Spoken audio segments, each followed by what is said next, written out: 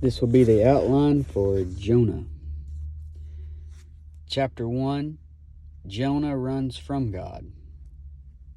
You know, he's told to go preach to Nineveh. Of course, he doesn't want to, so he gets on a ship, runs off. Chapter 2, crying in the whale's belly. You know what happened when he got on that ship is God had prepared a fish. The Lord Jesus Christ calls it a whale in the New Testament, proving it's a whale. And you know, as Jonah was 3 days and 3 nights in the whale's belly, so shall the Son of Man be 3 days and 3 nights in the heart of the earth. And in chapter 2, you see Jonah crying to God in the whale's belly, wanting out of there. In chapter 3, he finally gets vomited out and obeys God and goes to preach to Nineveh. And then chapter 4, you got the anger of Jonah.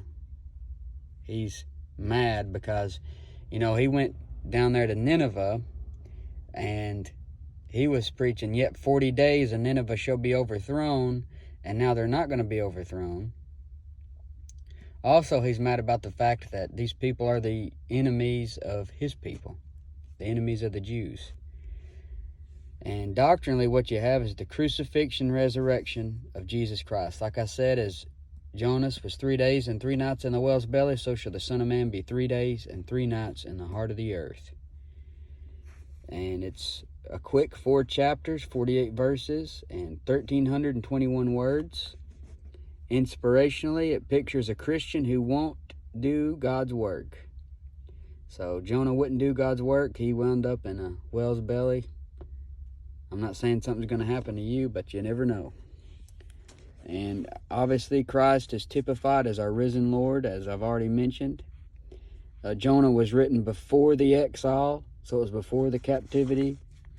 Nineveh is the capital of Assyria, and the Assyrians is who takes the 10 northern tribes captive. So no wonder Jonah didn't want to preach to them and cause them to get right. You know, he knew if he went over there and preached, they would get right. He didn't want them to get right because he knew that they were the enemies of his people. And Jonah means dove. It's a great short little book. And there's an outline if you want one for your notebook or just to put at the front of the book.